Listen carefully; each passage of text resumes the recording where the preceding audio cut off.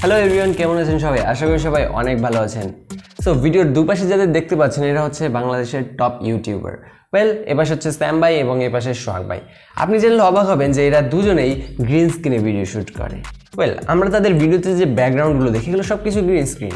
এর চেয়ে বেশি যেটা আপনাকে মোটিভেট করবে ইউটিউবে জয়েন করার জন্য সেটা হচ্ছে তারা দুজনেই কাইনমাস্টার দিয়ে ভিডিও এডিট করে, তাও আবার 4K। মোট কথা হচ্ছে স্যাম ভাইয়ের ম্যাক স্টুডিও আর সোহাগ ভাইয়ের কম্পিউটার, এই দুটো এক্সপার্ট হচ্ছে ঘর ঝাড়ু দেওয়ার ক্ষেত্রে। বিকজ অফ ভিডিও এডিট তো এরা কাইনমাস্টার দিয়ে করে, আর ভিডিও তো গ্রিন স্ক্রিনে শ্যুট করে। সো ব্যাকগ্রাউন্ড দিবে কোথায় পাবে? তাদের তো স্টুডিও নাই না, স্টুডিও টুডিও এমনি দেয়। বাকি রইলাম আমি তো পুরাই গ্রিন স্ক্রিন। হ্যাঁ সত্যি, আর ভিডিও এডিট আমিও কাইনমাস্টার দিয়ে করি, নো প্রবলেম। অ্যাকচুয়ালি এই কথাগুলো শুনে ক্লাস 3 ছেলেপেলেরাও বুঝবে যে হ্যাঁ ইউটিউব ভেরি ইজি, একটা ফোন থাকলেই বাস ইনাফ। আমরা 4K ভিডিও করে কাইনমাস্টার এডিট করে পোস্ট করতে পারবো, আপলোড করতে পারবো। ওয়েল, ব্যাপারটা খুলে বলি। ব্যাপারটা প্রায় 2 মাস আগের, যখন আমি একটা ভিডিও দেখি আমার ইউটিউবের হোম পেজে, অর্থাৎ আমার একটা ভিডিওর নিচে সাজেস্টে আর কি ওই ভিডিওটা আসে এবং আমি দেখি ওটা আমাকে নিয়ে করা। ওই ভিডিওটাতে বলা হয়েছে যে আমি আমার যে ভিডিওগুলো শ্যুট করি, এই যে পিছনে ব্যাকগ্রাউন্ড এভরিথিং, এগুলো সব কিছু গ্রিন স্ক্রিনের মাধ্যমে শ্যুট করে থাকি। এবং তার চেয়ে বেশি ইম্পর্টেন্ট এবং আমার কাছে যেটা ইন্টারেস্টিং মনে হয়েছে সেটা হচ্ছে আমি যে আমার ভিডিওগুলো এডিট করি এগুলো সব কাইনমাস্টার দিই।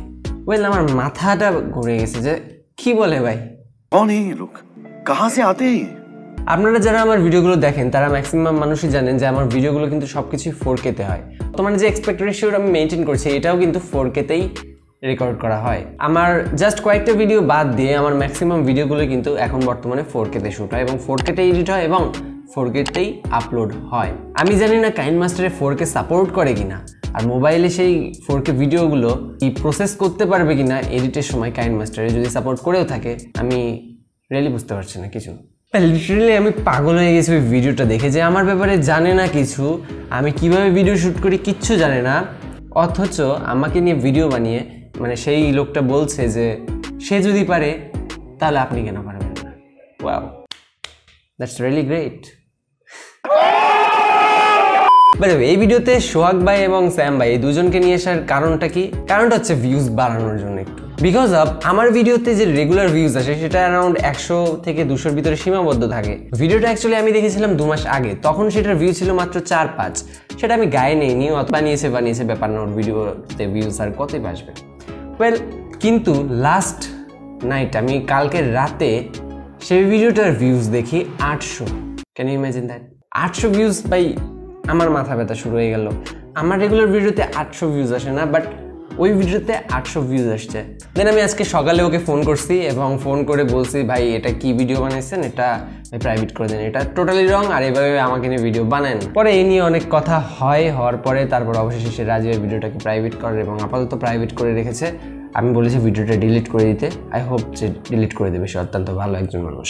সো আপনাদের কাছে একটা রিকোয়েস্ট যে একটা ভুল ইনফরমেশন নিয়ে কোনো ভিডিও বানিয়ে জাস্ট ভিউয়ের জন্য ভিডিও আপলোড দেবেন না।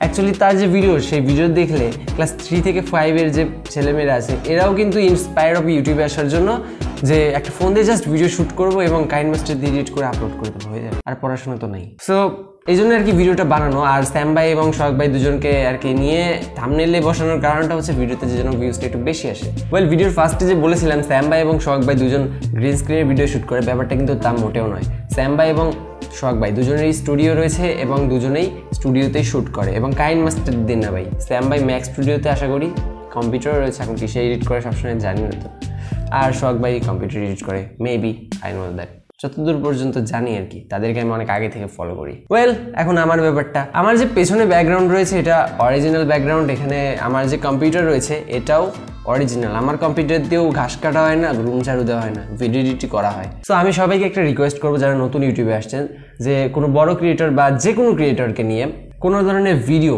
কোনো ভুল ইনফরমেশন দিয়ে এবং সেটাকে একদম মোটিভেশনালভাবে তৈরি করে কোথাও আর কি আপলোড দেবেন না প্লিজ। বিকজ অফ হয়তো বা আপনার ভিউজ বাড়বে, বাট যারা স্টার্ট করবে ইউটিউবে আপনার ভিডিও দেখে তারা কিন্তু ভবিষ্যতে একটা বড় ধাক্কা খাবে। সো মোট কথা হচ্ছে যে এরকম রং ইনফরমেশন নিয়ে ভিডিওটা আর বানাবেন না কেউ। এবং আসলে একজনের জন্য ভিডিও বানাতে গেলে বা একজনকে নিয়ে ভিডিও বানাতে গেলে তার থেকে আসলে অন্তত জেনে নেবেন যে এটা সত্যি কি না। আপনি যদি ঠিকঠাকভাবে না জেনে থাকেন যে এটা সে ইউজ করে বা কি করে না, তো এটা তার থেকে জেনে তারপরে নিয়ে ভিডিও বানাবেন।